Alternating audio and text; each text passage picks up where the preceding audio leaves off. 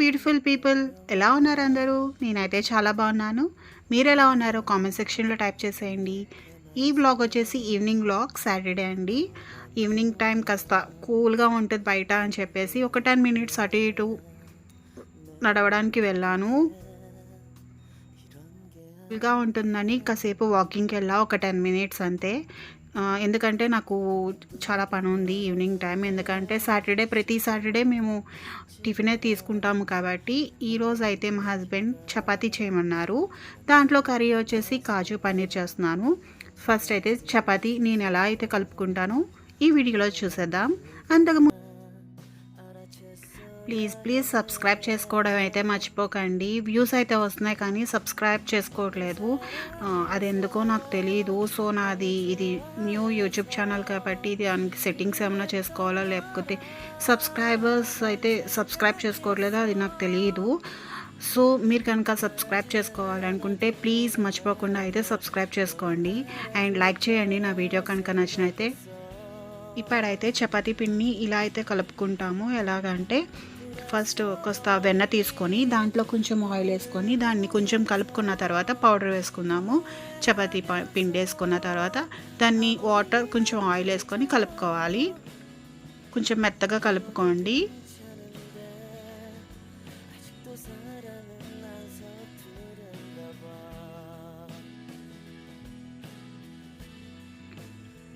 చపాతీ పిండిని అయితే కొంచెం మెత్తగా కలుపుకోవాలి. దానివల్ల మనకి అవి గట్టి పడకుండా ఉంటాయి చపాతీలు. పిండి కలిపేసుకున్న తర్వాత ఒక హాఫ్ అన్ అవర్ వరకు మూత పెట్టేసుకోవాలి. లేకపోతే చల్లటి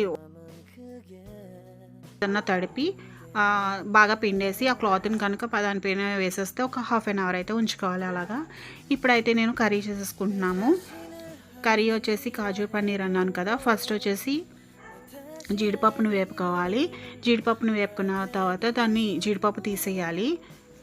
వేగిన జీడిపప్పును తీసేసిన తర్వాత కొంచెం ఆనియన్స్ వేసుకోవాలి.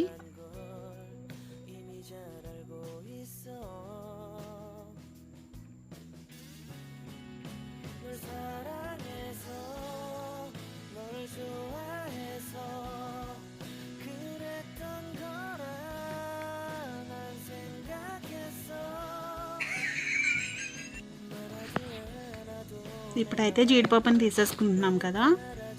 తర్వాత దాంట్లోనే ఆనియన్స్ వేసేసుకుంటున్నాము.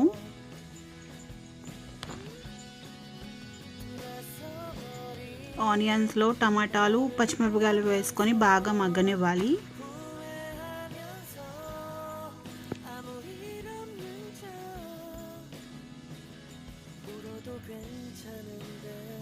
ఆనియన్స్ అయితే మగ్గిపోయినాయి బాగా. ఇప్పుడు వాటిని స్టవ్ ఆఫ్ చేసేసుకొని బాగా మగ్గాక దాన్ని అయితే మొత్తం అంతా మిక్సీలోకి తీసుకొని పేస్ట్ చేయాలి.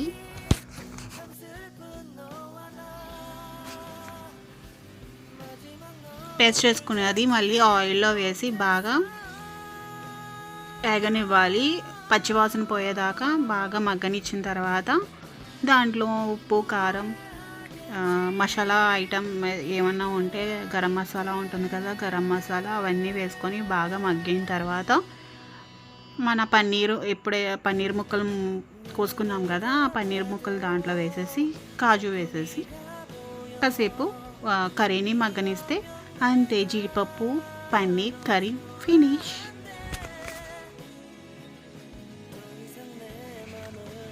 ఇప్పుడు కర్రీని అయితే బాగా మగ్గనిద్దాం.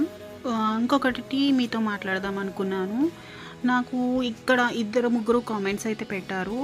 అవి వచ్చేసి నెగిటివ్ కామెంట్స్ పట్టించుకోకూడదు అనుకుని నేను అనుకుంటున్నాను. ఎందుకంటే మనం అన్నీ పట్టించుకుంటూ వెళ్తే మన లైఫ్లో ముందుకు వెళ్ళలేము. సో నేనైతే పట్టించుకోదలుచుకోలేదు. ఎవరు ఎలా పెట్టుకున్నా ఐ డోంట్ కేర్. ఎందుకంటే వాళ్ళు ఏదో పెట్టేశారని చెప్పేసి నేనైతే మూవ్ ఆన్ అవ్వలేకుండా అక్కడ అలా ఆలోచిస్తూ నేనైతే ఉండలేను. ఆ ప్రస్తుతానికి నేను మార్నింగ్ లెగ్స్ చూడగానే అవి చూశాను.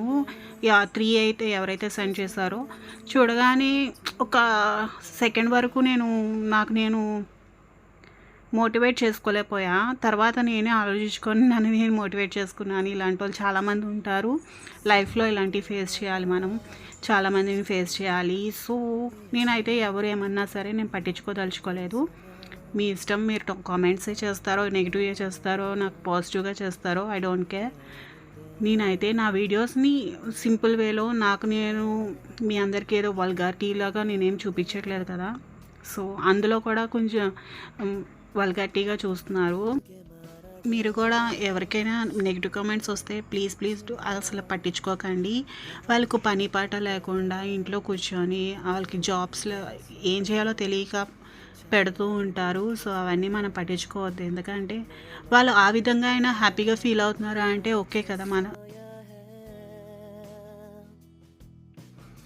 వాళ్ళు నెగిటివ్గా కామెంట్స్ పెట్టి వాళ్ళు హ్యాపీగా ఫీల్ అవుతున్నారంటే ఓకే, మన వల్ల ఒకరు హ్యాపీగా ఉన్నారు అని అనుకోవడమే తప్పితే మనకు వచ్చేది ఏమి ఒరిగేది ఏమి ఉండదు. సో ఆ నెగిటివ్ కామెంట్స్ వల్ల నేనేం ఫీల్ అవ్వను. ఎందుకంటే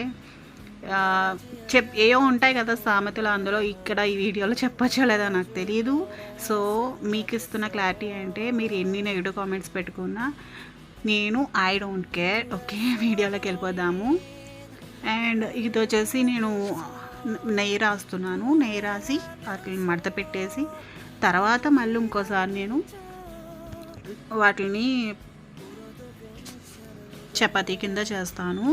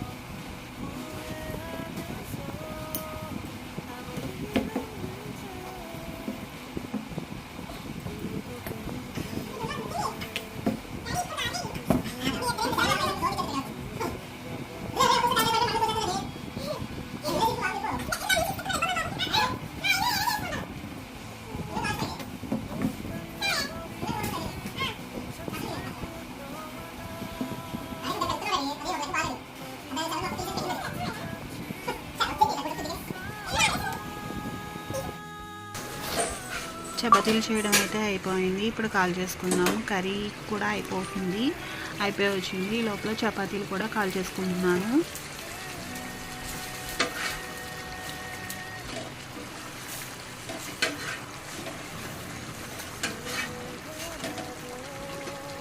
that's all for today's video. And రేపు మళ్ళీ మంచి వీడియోతో మీ ముందుకు వస్తాను. Until then bye bye. One thing, please do subscribe and like చేయండి, షేర్ చేయండి ఆ వీడియో కనుక నచ్చినట్టయితే. బాయ్.